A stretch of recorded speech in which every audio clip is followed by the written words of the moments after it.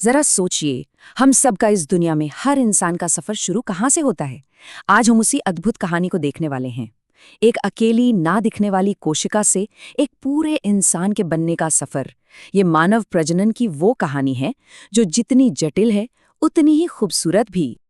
तो सवाल यही है कि आखिर ये होता कैसे है। एक अकेली कोशिका जिसे हम आंखों से देख भी नहीं सकते, वो कैसे एक चलते फिरते सोचते समझते इंसान में बदल जाती है। सच कहूं तो ये विज्ञान के सबसे बड़े चमत्कारों में से एक है।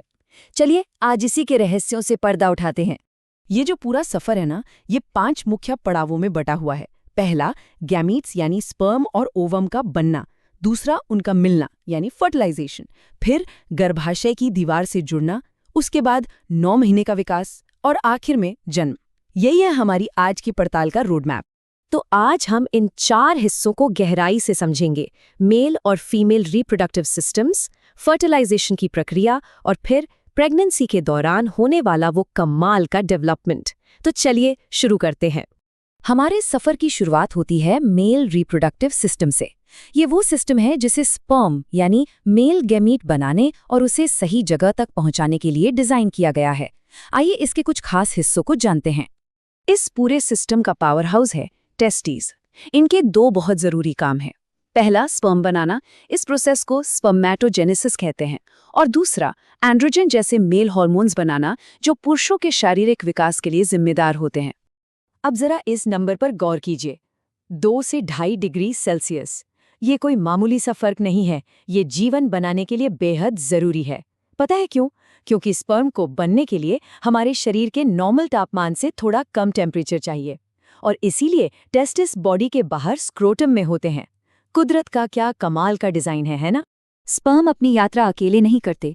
कुछ सहायक नलिकाएं उन्हें रास्ता दिखाती हैं और कुछ ग्लैंड्स मिलकर एक खास लिक्विड सेमिनल प्लाज्मा तैयार करते हैं। ये प्लाज्मा फ्रक्टोज, कैल्शियम और एंजाइम से भरा होता है। आप इसे स्पर्म की लंबी और मुश्किल यात्रा के लिए एक एनर्जी ड्रिंक समझ सकते हैं। अच्छा, तो कहानी का एक हिस्सा हमने समझ लिया। अब आते हैं दूसरे और उतने ही जरूरी हिस्से पर, फीमेल रिप्रोडक्टिव सिस्टम। एक ऐसा सिस्टम जो ना सिर्फ फीमेल गैमीट यानी एग बनाता है, बल्कि एक नई जिंदगी को 9 महीने तक सहेज कर रखता है। स्क्रीन पर जो हम देख रहे हैं वो एक ओवरी का क्लोजअप व्यू है। ये जो अलग अलग साइज के गोल घेरे दिख रहे हैं ना, ये फॉलिकल्स हैं जो डेवलपमेंट की अलग अलग स्टेज पर हैं। हर फॉलिकल एक तरह का सुरक्षा कवच है जिसके अंदर एक एग यानी अंडाणु धीरे धीरे मैच्योर होता है। तो जैसे मेल सिस्टम में टेस्टीज थे, वैसे ही फीमेल सिस्टम में ओवरीज होती हैं। इनके भी 2 मुख्य काम हैं। एक तो फीमेल गैमीट, जिसे ओवम या अंडाणु कहते हैं, उसे बनाना, और दूसरा एस्ट्रोजन और प्रोजेस्टेरॉन जैसे बहुत जरूरी हार्मोन्स रिलीज करना। और ये बात सच में हैरान कर देती है। जहां पुरुष लगभग पूरी जिंदगी स्पर्म बनाते रहते हैं, वहीं एक महिला अपने सभी अंडाणुओं के साथ ही जन्म लेती है। और प्यूबर्टी तक पहुंचते पहुंचते हर ओवरी में सिर्फ 60 से 80 हजार ही बचते हैं। ये एक लिमिटेड खजाना है जो वक्त के साथ कम होता जाता है। अब एक बहुत जरूरी बात पर आते हैं, ताकि एक आम सामाजिक गलतफहमी को विज्ञान की नज़र से समझ सकें। ये टेक्स्ट साफ साफ कहता है कि हाइमन का होना या न होना वर्जिनिटी का कोई भरोसेमंद सबूत नहीं है। ये साइकिलिंग, स्पोर्ट्स या किसी झटके जैसी कई एक्टिविटीज से भी टूट सकता है। विज्ञान इस सामाजिक धारणा को बिल्कुल सपोर्ट नहीं करता।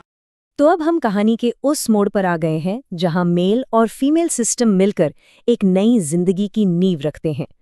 ये वो पल है जिसे फर्टिलाइजेशन और इम्प्लांटेशन कहते हैं। यहीं से असल में जीवन की शुरुआत होती है। ये स्लाइड दोनों गैमीट बनने की प्रोसेस के बीच एक बहुत बड़ा फर्क दिखाती है। एक तरफ पुरुषों में स्पर्म बनने का प्रोसेस प्यूबर्टी में शुरू होता है और बुढ़ापे तक चलता रहता है। वहीं दूसरी तरफ महिलाओं में एग बनने का प्रोसेस जन्म से पहले ही शुरू हो जाता है और लगभग 50 साल की उम्र में मेनोपॉज के साथ खत्म हो जाता है। जरा इस नंबर को देखिए, 20 से 30 करोड़। एक बार के इजैकुलेशन में इतने स्पर्म होते हैं। आप सोच सकते हैं, ये जिंदगी की सबसे बड़ी रेस है। इतने सारे प्रतियोगी, लेकिन मंजिल सिर्फ एक है। ये दिखाता है कि फर्टिलाइजेशन कोई आम घटना नहीं, बल्कि एक असाधारण जीत है। तो सवाल ये है कि लाखों करोड़ों स्पर्म में से सिर्फ एक ही कैसे जीतता है? इसका राज छिपा है एक्रोसोम में। ये स्पर्म के सिर पर एक टोपी जैसी चीज होती है जिसमें बहुत पावरफुल एंजाइम्स होते हैं। यही एंजाइम्स एग के बाहरी परत को गलाकर अंदर जाने का रास्ता बनाते हैं। समझ लीजिए ये एक बायोलॉजिकल चाबी है जिसके बिना दरवाजा खुल ही नहीं सकता। ये एक और शक्तिशाली वैज्ञानिक सच है जो समाज की एक बहुत बड़ी गलतफहमी को दूर करता है। देखिए, महिलाओं के सभी एग्स में एक्स क्रोमोसोम होता है, लेकिन पुरुषों के स्पर्म में या तो एक्स होता है या वाई। तो बच्चे का जेंडर इस बात पर निर्भर करता है कि कौन सा स्पर्म एग को फर्टिलाइज करता है। अगर वाई क्रोमोसोम वाला स्पर्म फर्टिलाइज करता है तो लड़का होगा, और अगर एक्स वाला करता है तो लड़की होगी। सीधी सी बात है, इसका फैसला पिता की तरफ से होता है, माँ की तरफ से नहीं। फर्टिलाइजेशन तो सिर्फ शुरुआत है। इसके बाद वो एक अकेली कोशिका, जिसे आप जाइगोट कहते हैं, तेजी से डिवाइड होना शुरू करती है। 1 से 2, 2 से 4, 4 से 8, फिर 16। कोशिकाओं का ये गोला, जिसे आप ब्लास्टोसिस्ट कहते हैं, फैलोपियन ट्यूब से गर्भाशय तक का सफर करता है और वहां की दीवार में जाकर चिपक जाता है। इसी प्रक्रिया को इम्प्लांटेशन कहते हैं, नए जीवन का पहला घर। एक बार इम्प्लांटेशन कामयाब हो जाए तो प्रेगनेंसी यानी गर्भावस्था की शुरुआत हो जाती है।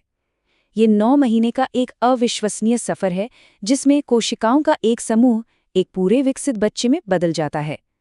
चलिए इस डेवलपमेंट के कुछ खास माइलस्टोन्स देखते हैं। और ये है वो सुरक्षित दुनिया। गर्भाशय के अंदर भ्रूण हर बाहरी खतरे से पूरी तरह महफूज रहता है।